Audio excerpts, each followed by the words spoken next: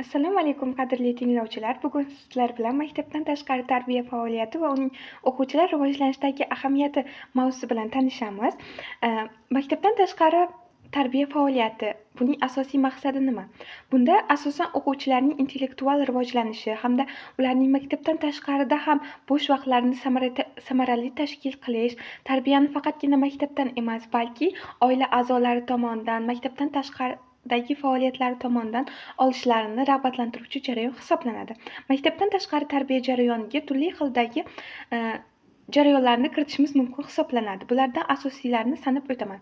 Maktabdan tashqari tarbiya jarayoniga dastlab turli xildagi to'garaklarni olishimiz mumkin. Ya'ni fan to'garaklari bo'lishi mumkin, turli xildagi madaniy to'garaklar bo'lishi mumkin. Ya'ni musiqa to'garaklari, sport to'garaklari, raqs to'garaklari bularni olishimiz mumkin bo'ladi. Undan tashqari turli xildagi intellektni rivojlantiruvchi turli xildagi jarayonlarni intellektni rivojlantiruvchi turli xildagi mashqlarni, o'yinlarni olishimiz mumkin.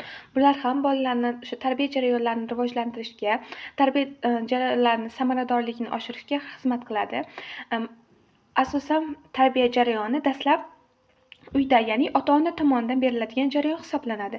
Keyinchalik bu jarayon maktabga borgandan keyin o'qituvchilar tomonidan asta-sekinlik bilan rivojlantirilib, yanada takomillashtirilib boriladi. Dastlab demak, birinchi ota-ona, keyin maktabgacha ta'lim tashkilotlari, ya'ni o'sha bog'cha opalari tomonidan o'rganiladi, undan keyin o'qituvchilar tomonidan va keyinchalik bola katta bo'lgandan keyin, o'sha balog'at yoshiga yetgandan keyin yokida o'sha o'z aqlini tanigandan keyin bu jarayonni o'z-o'ziga amalga oshira boshlaydi. Ya'ni bu ishni qilsam yaxshi bo'ladi, bu ishni qilsam yomon bo'ladi. Yaxshi o'qisam keyinchalik shu maqsadlarimga erisha olaman. Yaxshi o'qisam men shularni qila olaman. Idealimdagi insonga aylana olaman degan narsalarni o'z oldiga maqsad qilib qo'yib, keyinchalik o'zini ustida ishlab, o'zini shakllantirish jarayonlarini inobatga olishimiz mumkin hisoblanadi. Bugungi kunda ta'lim tashkilotlarida tarbiya jarayonlarini rivojlantirishda o'sha qo'shimcha to'garaklarni, qo'shimcha mashg'ulotlarni, qo'shimcha jarayonlarning ta'siri qanchalik muhim? Keling, siz bilan shu haqda biroz gaplashamiz. Ya'ni tarbiya jarayoni shunchaki og'zaki bo'ladigan bo'lsa va u amalda ko'rsatib berilmasa, ya'ni faqatgina aytib o'tilsa va unga o'zi amal qilmasa, o'qituvchi amal qilmasa, keyin o'quvchi ham amal qilmaydi. Ya'ni o'sha jarayonda ko'rsatib bermasa, shunday bo'lsa, shunday bo'ladi. Ya'ni o'sha jarayonni ham yaxshi tomonlarini, ham salbiy tomonlarini gapirsagina, o'rnak qilib ko'rsatsagina, bularni amalga oshirishimiz mumkin hisoblanadi. O'rnak qilib ko'rsatsagina bu jarayon yanada takomillashib, o'quvchilar bunga amal qilishi, keyingi jarayonlarda ham o'shani amalga oshirishi juda ham oson kechadi va bunga amal qiladi. Ya'ni insonda shundayki, ya'ni ko'ruv orqali, eshituv orqali qabul qilganda buni juda ham yaxshi eslab qoladi-da. Faqatgina eshitish orqali bo'lganda shunchaki eshitadi, e'tibor qilmasligi mumkin hisoblanadi. Shuning uchun bunday holatlarda asosan o'rnak qilib ko'rsatish yoki biror bir spektakllar, turli xildagi videoroliklar tomonidan ham bunday tarbiyaviy vositalarni qo'llashimiz mumkin hisoblanadi. Masalan, bolalar o'sha maktabda o'rgandi, tarbiyaviy jarayonlarni o'qituvchi tomonidan o'rgatildi, sahna ko'rinishlarida, videoroliklarda qo'yib berildi. Buni o'rgangandan keyin u yana qo'shimcha to'garaklarga boryapti, qo'shimcha jarayonlarda, qo'shimcha insonlar bilan ishlayapti, ko'p insonlar bilan ko'rishyapti, muloqotga kirishyapti. Bu jarayonda o'shanaqa vaziyatlarga duch kelyapti va u amalda ko'rgan bu narsalarni. Endilikda uni amalga oshirishi, tatbiq qilishi yanada osonlashadi. Shuning uchun o'qituvchilardan nafaqat aytib o'tish, balki o'rnak qilib ko'rsatish, videoroliklar qo'yib berish, uni qayta o'quvchiga singdirish talab etiladi. Undan tashqari bola nafaqat maktabda, nafaqat bog'chada, balki ota-onasi tomonidan ham bunday holatlarni o'rganadi. Ya'ni kattalarga qanday muomala qilish, o'zidan katta insonlar unga gapirganda, nasihat berganda qanday tinglash. Masalan, ustozlarimizning mashhur gaplari bor. Aytishadiki, masalan, insonni bir insonni ko'rgan paytda uni muomalasiga, kiyinishiga, odob-axloqiga qarab, uni oilada qanday ekanligini, uni oilasi qanday ekanligini bilib olishimiz mumkin deydilar. Bu bejizga emas. Ya'ni oiladagi tarbiya qanday ekanligi, oiladagi muhit qanday ekanligi bolada yaqqol ayon bo'lib turadi.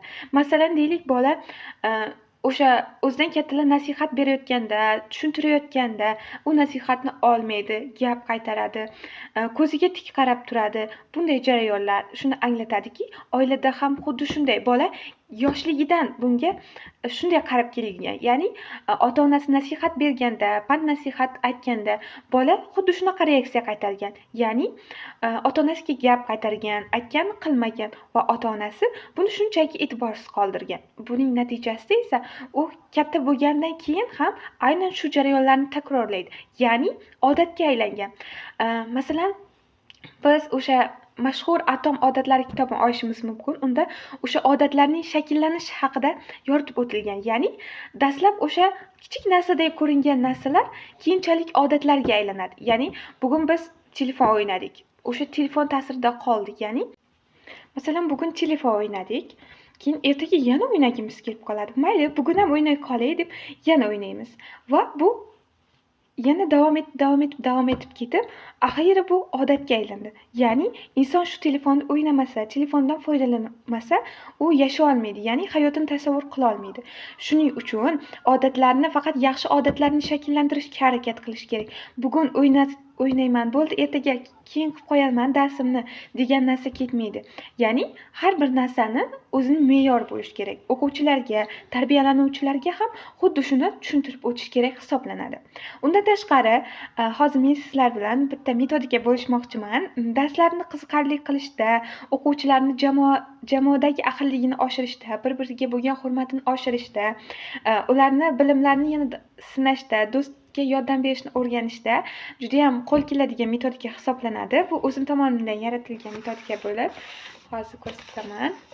Mana hozir men bu yerda asalari ini tasvirlangan ari ini deb nomlanuvchi metodika hisoblanadi.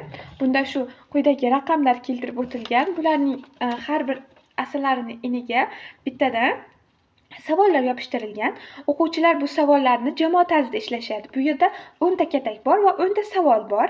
Ya'ni o'quvchilar ikkita jamoaga, ikkita guruhga bo'linib olishadi va asosan o'quvchilar o'zlari guruhlaridagi a'zolarini, ya'ni guruhdoshlarini, o'rtoqlarini chiqishini tavsiya etishadi. Ya'ni 5 ta kishini, 5 ta ishtirokchini. Har bir guruhdan dastlab bittadan ishtirokchi ishtirok etadi va savollarni olib javob beradi.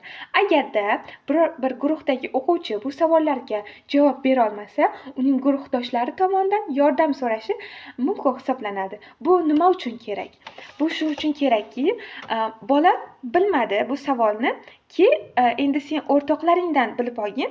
Qani bular bu savolni bilishadimi? Senga yordam bersin degan holatda o'quvchilar orasidagi ahillikni, birdamlikni rivojlantirish mumkin hisoblanadi. Buni ham bevosita tarbiyaga olishimiz mumkin hisoblanadi. Ya'ni bir-biriga yordam berish, qo'llab-quvvatlash, qiyin vaziyatga do'sti tushib qolganda uni bu vaziyatdan olib ketish uchun o'sha o'zini ko'rsata olish hisoblanadi. Tarbiya shu uchun kerak. Tarbiya bu hayotdagi eng asosiy narsalardan biri hisoblanadi. Bugungi darsimiz sizlarga yoqdi degan umiddaman. Mavzuyimizning qisqacha bayoni shulardan iborat edi.